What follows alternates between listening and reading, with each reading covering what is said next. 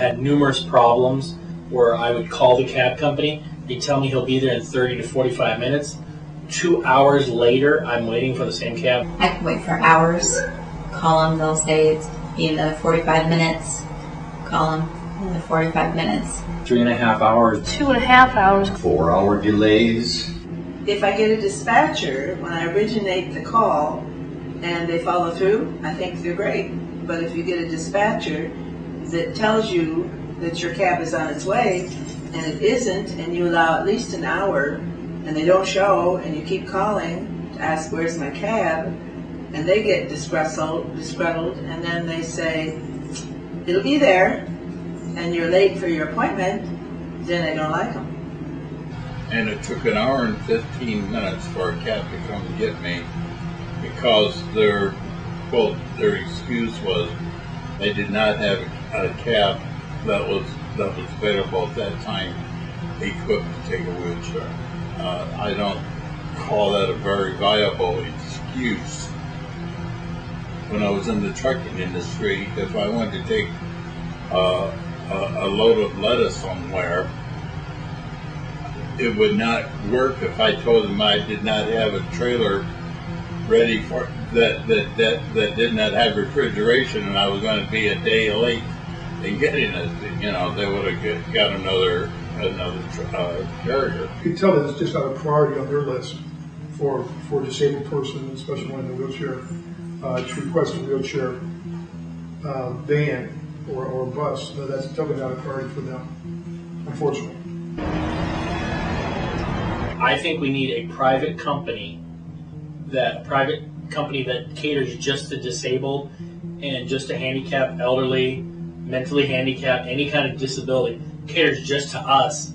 So when we call, we can have a cab. We don't mind waiting 45 minutes or an hour if we have to, but we know it's coming.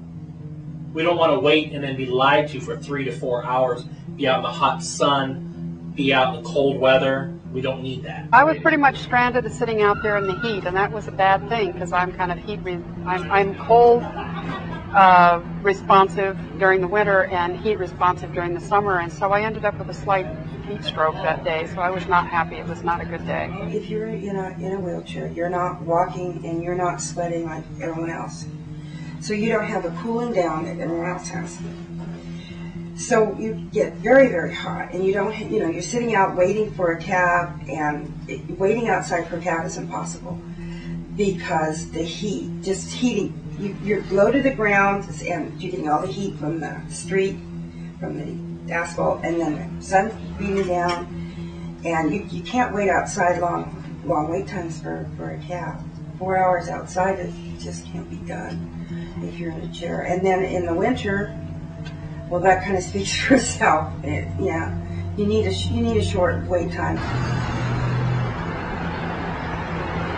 I've been to different places like Seattle where I've taken cabs everywhere, and they've just been wonderful experiences. And then when I try and take a cab in my own, my own backyard, it's just one of the worst kind of experience you can never think of. The cab was probably 30 minutes late, I'd say. So when he came, of course, I have to ask him to meet me at the door, which they come to the door to take, and I take their elbow. I locked my door, got out in the cab, and then my first question is, may I ask what time they called you, please? The fellow says, will you just shut up? I don't want to hear any griping or bitching. You've called the dispatcher enough. And I said, I beg your pardon, but I'm your customer, and I'll ask you any question I want. He says, just shut up. And I couldn't get out and leave. I would have tried, because I knew I wouldn't get another cab right away. So I shut up. He commenced to yell at me and to tell me that I looked down on taxi drivers and on him, and that I was the one that was in the wrong. And then he used profanity and cursed me and told me that I was the one that was a lowlife. Wow. Well, did you tip him after that? I believe that I was so shocked and afraid of him and that level of vehemence and anger that I actually did give him a tip, because I was afraid that if I didn't tip him, he would come after me. Wow. got out of his way and burst into tears. They really don't care. They do not take it as, well, so what? We're going to come get you and take you and drop you off, and that's it. And we're going to do this for you, and that's it. They don't care. They don't care if they're an hour late. They don't care if they miss the way. They don't even care whether you make it inside your house or not. Like on the outside, when I leave my apartment, I use a cane. My blind cane is my eyes. And I have asked at times, could you see me to my door? And willing to give gratuity, as always. And I have been flat out refused if that wasn't their job.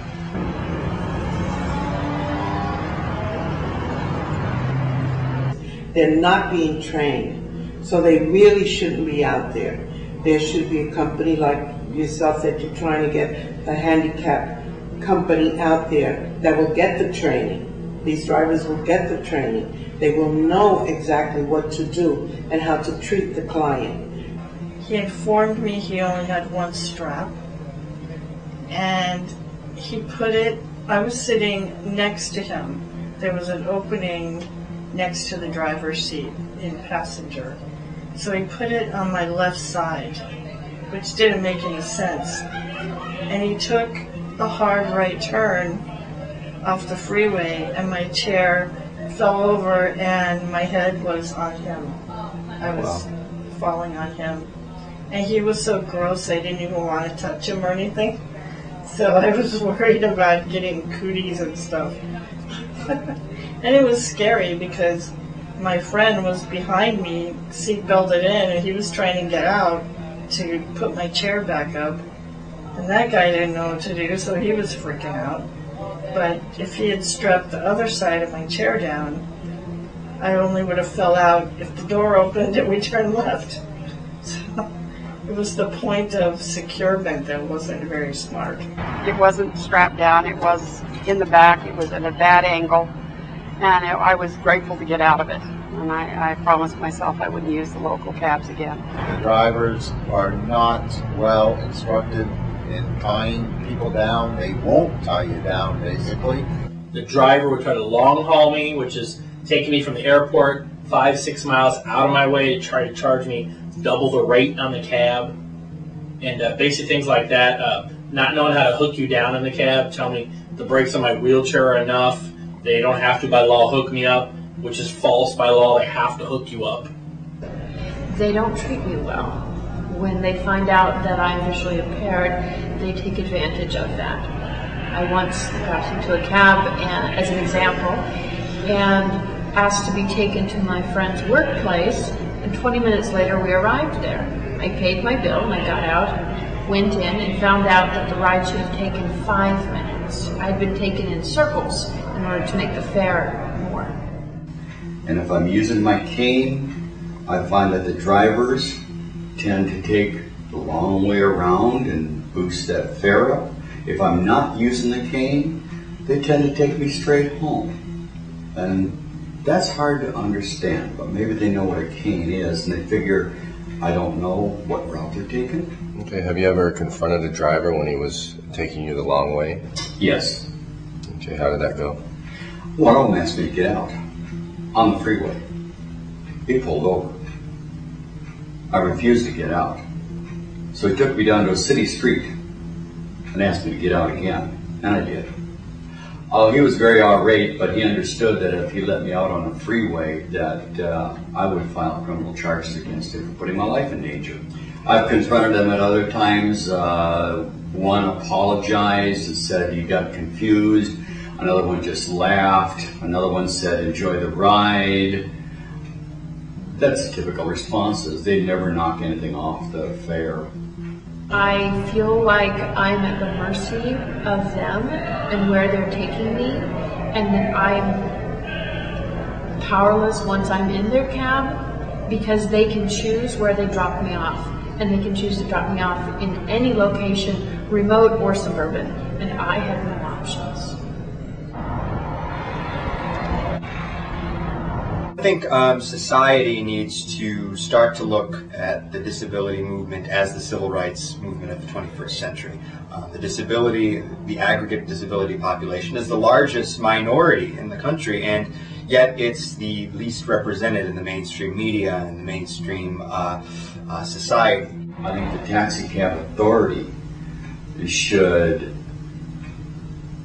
either hire or contract with handicapped individuals to ride in the cabs and record the experiences.